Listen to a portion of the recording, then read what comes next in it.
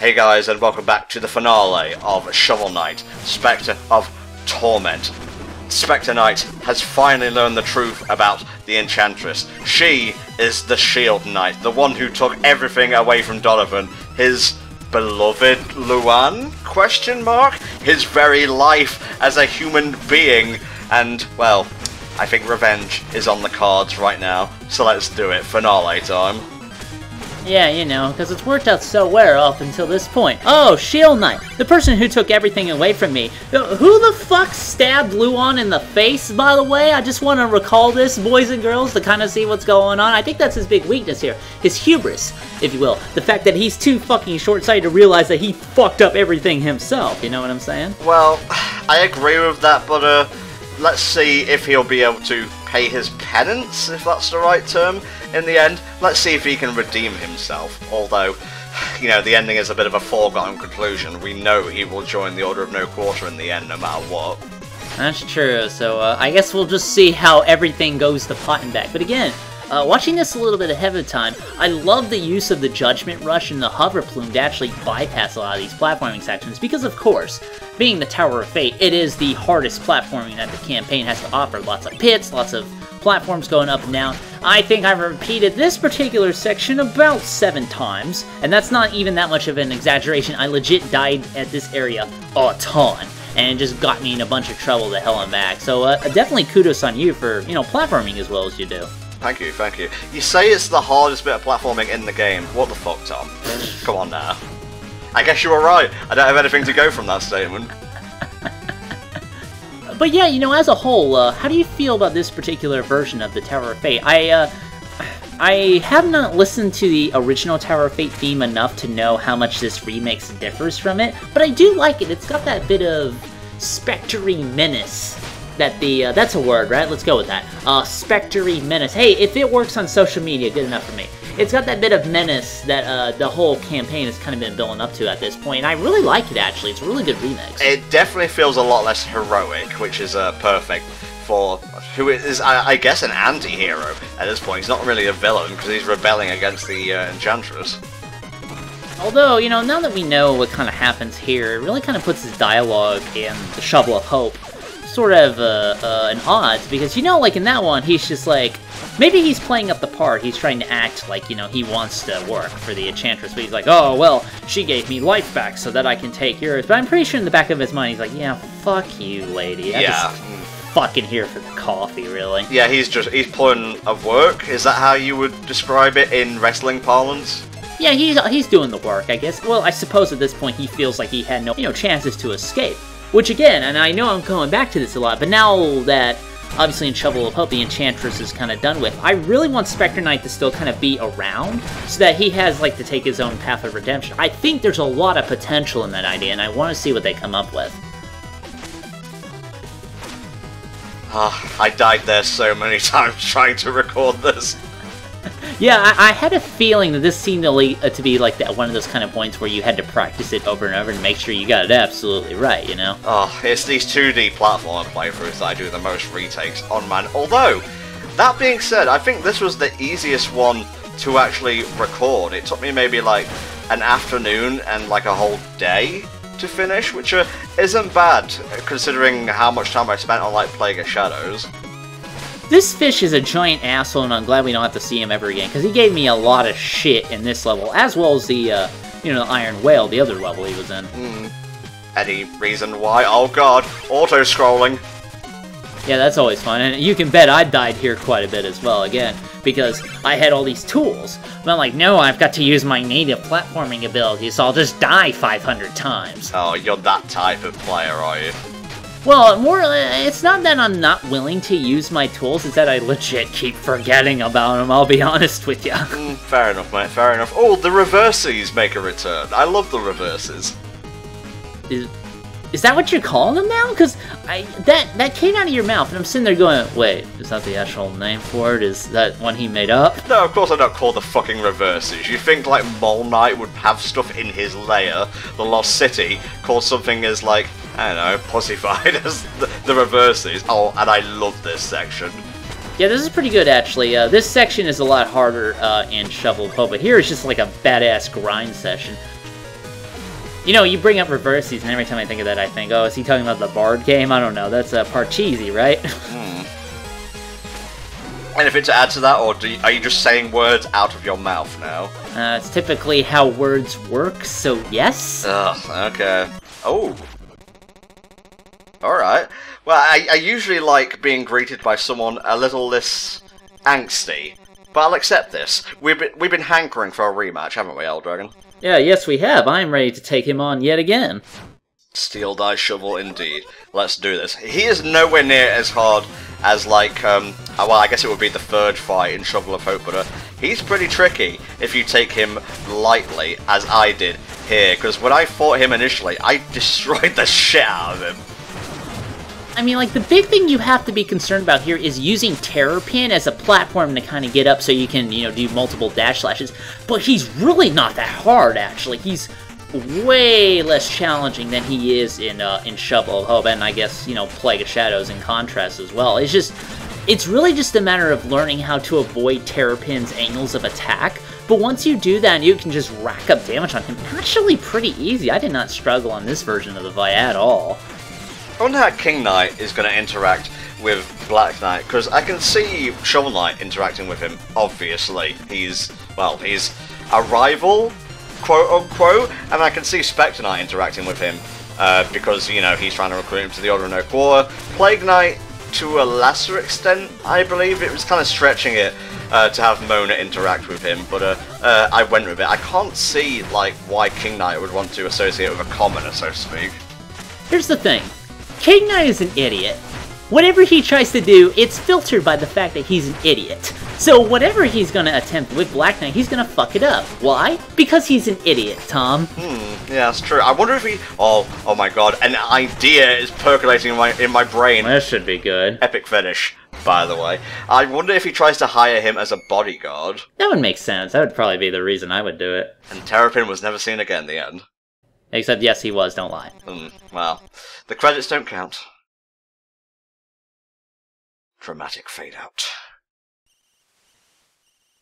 Wait, you were just already up there. You went down, you did that, then you came back, so you could reminisce about nothing, so you can go back down again? Oh, shut up. You know how these playthroughs work. You've got to have a bit of a buffer between levels. See, there you go. Continuity. May he reign for 100 years. Yeah, okay. I don't think he has the capacity to live for 100 years. Never mind reign. He's, what, I would guess middle-aged at this point? Man, King Knight couldn't conquer a fucking White Castle. What are you talking about? I wish I hadn't started drinking there, but thankfully I'm drinking out of a plastic bottle here, so I got nary a drop of water on my face. Haha. This section right here, yeah, this killed me way more times than I cared to admit. I just could not get a very good grip on this. I just got tagged, kept falling off over and over and over. It was embarrassing, admittedly. Yeah, and I'm not ashamed to admit, I had to redo this stage more than once. I don't know, I find it a bit awkward, but that's entirely on me. It's not the game's fault I suck at it, it's just me being me. Good old Tom sucking at Vidya. Well, I'm just gonna be like an American and blame things other than myself for my failures. Really, it's Trump's problem that the Tower of Fate sucks so hard. There you go. Date the video, why don't you, Tom, and look cool while you're doing it. You have to be a little bit more careful with these platforms, though, because you'll have to see when, even though they were popping up automatically, they did have gaps, so it's very easy to slide off and kind of, you know, mess yourself up, so you do have to watch out for that. Well, you would have to be a bit of a hasty dumbass in order to fall into some, which I'm guessing you did, Helldragon, speaking from experience? Well, actually, no, I just wanted to warn everybody. I didn't follow them at all, but you do want to be careful. Well, I guess that makes me the asshole. You know, you were just trying to give friendly tips for the viewers, and I'm over here making judgments about your gameplay skills. Alright, suppose we gotta go kick her in the face. What, were you watching Netflix on the flame there? What's going on with this pose?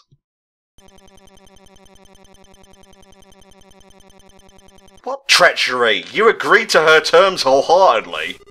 To be fair, Specter Knight is also kind of an idiot, so... Well, he's more of like... He's a rogue, as opposed to like King Knight, who's just a commoner pleb masquerading. So, this version of the fight is pretty much what you would expect from the first phase here. Although, what I didn't expect was that it actually gave a canon as to why the platform is the way it is when you fight Enchantress as Shovel Knight. She will actually create most of the, you know, block platform as you're fighting her throughout this fight. Now, this is where I also fucked up. I did die a few times on this one because it's very tricky, because what happens is that it will get to a point where she'll, like, make, like, pits, and she'll also do this thing, like, right here, where she'll go underneath and she'll shoot upwards. I decided in my infinite wisdom, I've got a great idea. Now let's use Judgment Rush. So I Judgment Rushed down there, hit her, and I fell in the pit and died. I've got to say, this is not my best run. I did it, again, much more smoothly in my initial run. I don't know what went wrong here. I didn't use as many curios as I could. I'm not entirely sure if using, like, the spider scythe or anything would have helped, but I'm kind of disappointed in myself here. Thankfully, I make up for it in the next phase, which admittedly is not all that hard, but it's the thought that counts. I did find, actually, Enchantress harder than the actual final boss of Specter of Torment. Mostly because, again, it's very easy to accidentally drop in the pit and die. Yeah. Anything with a bottomless pit is harder than something without a bottomless pit, but I guess that goes without saying. Yeah, you can't really deplete the hellfire of a bottomless pit. It doesn't quite work that way. Oh, I think we're getting our rematch with Reese. Oh, well, this ought to be good. Oh, now you care about the lad. Dodgy. The power of DeviantArt compels you, my son. Let me just pull up this cover here so you can't see us changing the sprite. And I'm gonna be honest with you, I thought this was pretty neat in the fact that they took the idea of Reese and they went full fucking turbo edge with the guy. It's actually pretty good. Oh my god, he looks like the edgiest stand to ever exist. Also, the easiest final boss to ever exist. Sadly, this guy is a fucking joke. Even if you don't wear the armor that I'm wearing, sadly. The main difficulty of, I don't know what to call it, Turbo Reese, Edgelord Reese, I don't know, something like that.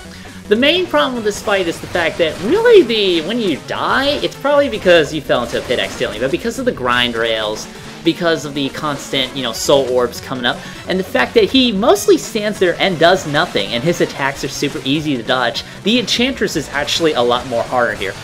The only real impact I believe this particular fight has is to kind of set up for the fact that it's got to get Specter Knight to join the Order of No Quarter, and B, with the fact with the actual kind of in-story reasons as to why this is happening. Yeah. That's really the only edge this fight has. Other than that, it's honestly legitimately easy. I died like only once again because I fell into a pit accidentally, but beyond that, not a challenge at all. There we go. I gotta say, easiest boss so far, final-wise, in Shovel Knight, any of the campaigns. Possibly the most fun? Question mark? I don't know. I mean, I didn't hate it, but... The hardest boss for me, in terms of, like, final ones in any of the Shovel Knight campaigns, has to be... I'm gonna say the Plague of Shadows and the boss that follows it in, well, Plague of Shadows. You've been punked! I've been punked! Oh, are we gonna see a face heel turn here? Oh, I love that pose. Leave him, take me instead!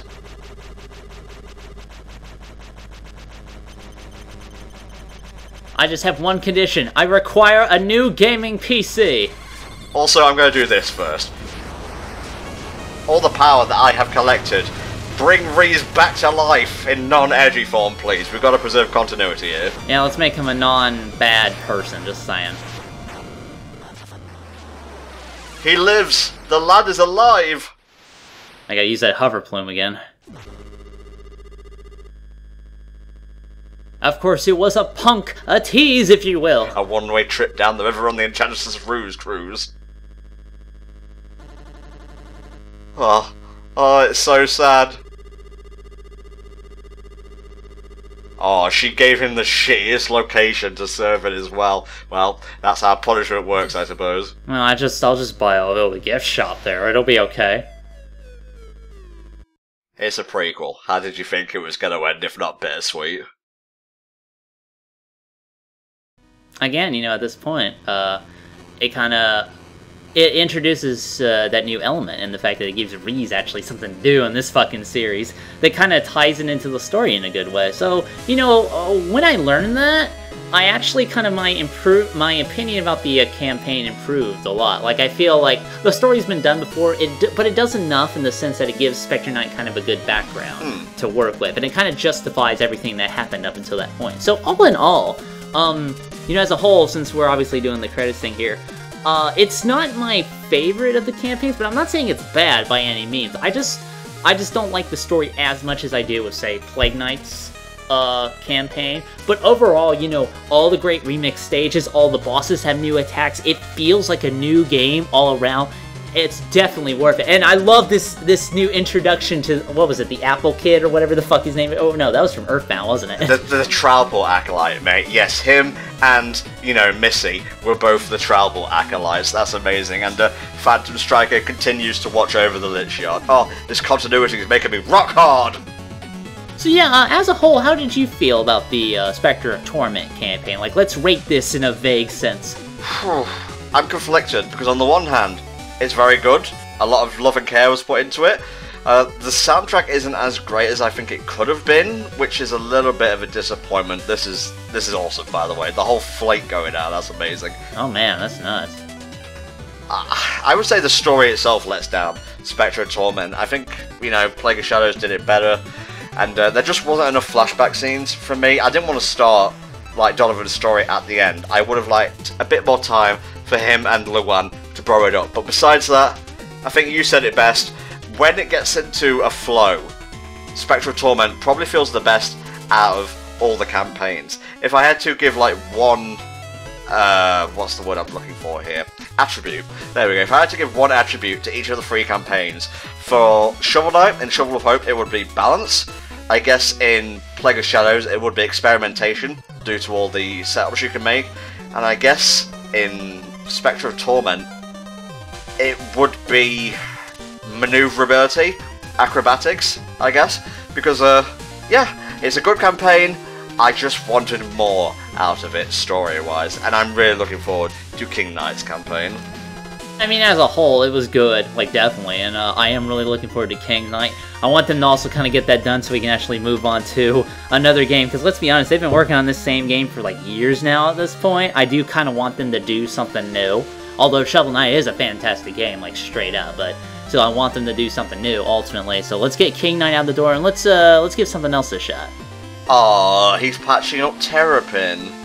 Yeah, Terrapin didn't die, although, again, he mysteriously does not show up in the main campaign. I guess because, you know, maybe his injuries were too great, I don't know. Aw, that's really sad, actually. Music's all sad and whatnot now, because Specter Knight, he won, question mark, in the end by saving Reese, you know, saving his soul, but he is damned forevermore, or at least until the end of Shovel of Hope, you know? Oh, this is a fucking thumbnail shot and a half, mate. Check this shit out. Yes, all will bow before me, and watch Specter Knight very carefully. He does not bow at all. I like that. Little good touch. He's also the last one to actually take the position as well, so I think your theory about him playing the part, but secretly feeling hatred towards the Enchantress is very valid, mate.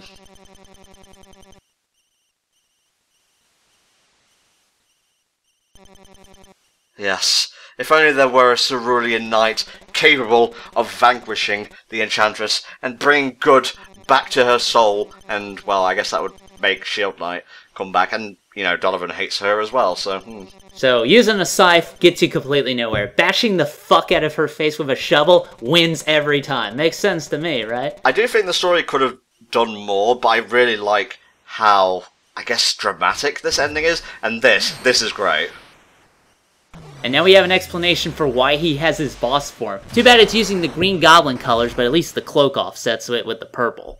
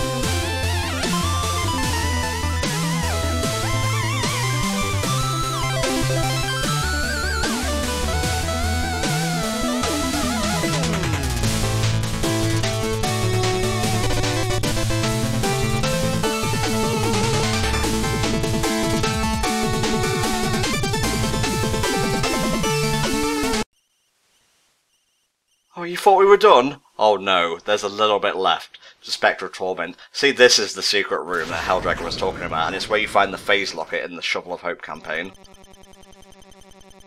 Aww. Aww, you're tugging at my heartstrings. You're doing it. You're making me feel for this man. Well, before I go to my eternal slavitude, one last flashback. Watcha. So, Helldragon. Have you enjoyed your time once again with HFC covering Shovel Knight Specter of Torment trademarked by Yacht Club Games 2017? Yeah, you ruined it a bit there, but, yeah, you know, it's always nice to kind of come back, shoot the shit, you know, just like old times. Great, again, this little bit of credit sequence just kind of tying everything together and making me get a new appreciation for the plot of this game.